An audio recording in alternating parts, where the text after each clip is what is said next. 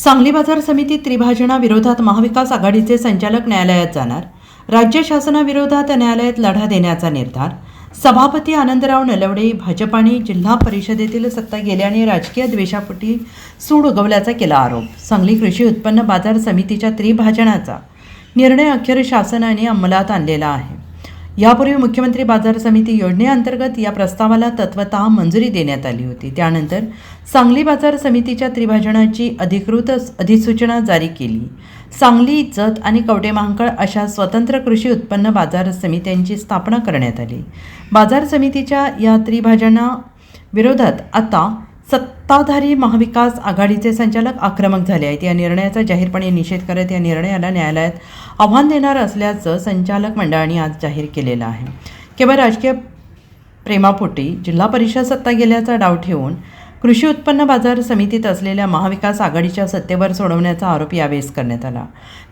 3 बाजार समित्यांमध्ये त्रिभाजन शासनाने केलेला आहे. या विरोधात सांगली कृषी उत्पन्न बाजार समितीने न्यायालयात जुलै 2025 रोजी याचिका दाखल केली. सदर याचिकेची सुनावणी चालू असताना त्रिभाजनाचा निर्णय शासनाने घेतला आहे. सदर त्रिभाजनामुळे कृषी उत्पादनाच्या नियमनाचे कार्यक्षमता घटणार असून या सर्व गोष्टींचा विचार करिता सदर त्रिभाजन करणे हे योग्य वाटत नाही. तरी याबाबत बाजार समितीचे सर्व संचालक मंडळ या शासनाच्या निर्णयाच्या विरोधात असून शासनाने सदर त्रिभाजन रद्द करण्यासाठी न्यायालयीन लढा देऊन 3ही तालुक्यातील सहकारी सोसायटी, ग्रामपंचायत लोकप्रतिनिधी यांच्यासह राष्ट्रवादीचे नेते जयंत पाटील, विश्वजित कदम, खासदार विशाल पाटील, अजितराव घोरपडे, आमदार रोहित पाटील यांच्या नेतृत्वाखाली मोठ्या प्रमाणात जनआंदोलन लढा उभा करून असा इशारा बाजार समितीचे सभापती आनंदराव नलवडे यांनी दिला आहे. काल सांगली कृषी उत्पन्न बाजार समितीच्यावर प्रशासक नेमण्याचा जो शासनाने उद्योग केला ते 100% चुकीचं आहे. त्याचा पहिल्यांदा मी निषेध करतो. कारण काय आहे, आम्ही संचालक निवडून 3 वर्षे झाली. संचालक निवडून येत असताना आम्हाला सोसायटी आणि ग्रामपंचायत सदस्यांनी मतदान करून निवडून दिले. त्यांचाही अपमान केला आहे त्यांनी. आणि जे 44 कलम लावले ते 44 कलमाचा अर्थ तिने वेगळा काढला आहे. आम्ही ऑलरेडी कोर्टात असताना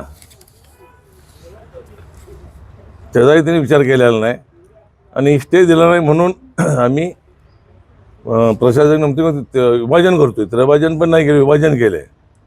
त्यामुळे सगळे ते चुकीचं आहे आणि आम्ही 100% न्यायदेवतेपेक्षा न्याय मागतो आहे. आम्हाला न्याय मिळेल आमची अपेक्षा आहे. आणि जाणून राजकीय द्वेषापोटी प्रशासक नेमण्याचा जो उद्योग केला त्याचा आम्ही जाहीर शब्दात निषेध करतो. त्याच्यामुळे नुकसान जत आणि कवठेमहांकाळचं फार नुकसान होणार आहे.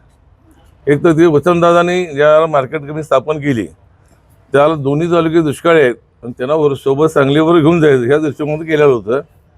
त्यामुळे त्यांचं फार नुकसान होणार आहे. बरेच तालुके नुकसान जरी नाही झालं पण त्या जत आणि कवठेमहांकाळ फार मोठं नुकसान होणार आहे. हो, 100% लढणार. आम्ही न्यायालयात ऑलरेडी गेलेलोच होतो आणि आता आणि परत सोसायटी आणि ग्रामपंचायतीचे ठराव घेऊन आम्ही आत्ता आणि हो आणि कालच्या जी अधिसूचना काढलेली आहे त्या अधिसूचनेला आम्ही स्टे मागण्याचा प्रयत्न करतोय. सांगली कृषी उत्पन्न बाजार समितीच्या विभाजनाचा आम्ही जाहीरपणे सर्व संचालक मंडळ जाहीरपणे निषेध करतो. खास करून जत तालुका आणि कवठेमहांकाळ तालुक्यावर हा फार मोठा अन्याय झालेला आहे. तिथल्या शेतकऱ्यांवर ते अन्याय झालेला आहे आणि त्याचा जाहीरपणे आम्ही निषेध करतो. हा दुष्काळी भागातले दोन्ही तालुके सांगली कृषी उत्पन्न बाजार समितीशी एकत्रित असल्याकारणाने तिथल्या भागाचा काही अर्थानं विकास झाला होता. अजून थोडा काळ आज पाण्याच्या स्कीम्स जत तालुक्यामध्ये किंवा कवठेमहांकाळ तालुक्यामध्ये चालू आहेत. त्या पूर्ण झाल्यानंतर पूर्ण क्षमतेनं तिथल्या भागाचा जर विकास झाला असता त्यावेळेस राज्य शासनानं अशा पद्धतीचा विचार करणं योग्य होतं. केवळ राजकीय द्वेषापोटी महाविकास आघाडीची सत्ता या सांगली कृषी उत्पन्न बाजार समितीवर आहे. म्हणूनच महायुतीच्या नेत्यांनी, भाजपच्या नेत्यांनी, खास करून आमच्या आमदारांनी हा निर्णय घेतलेला आहे. या निर्णयाचा आम्ही जाहीरपणे निषेध करतो. तो कायद्याला धरून नाही आहे. नक्की आम्ही न्यायालय त्याच्या विरोधात दाद मागणार आहोत. नक्कीच न्यायालय आम्हाला न्याय देईल असा आम्हाला विश्वास आहे. Bureau report SPN Marathi, Sangli.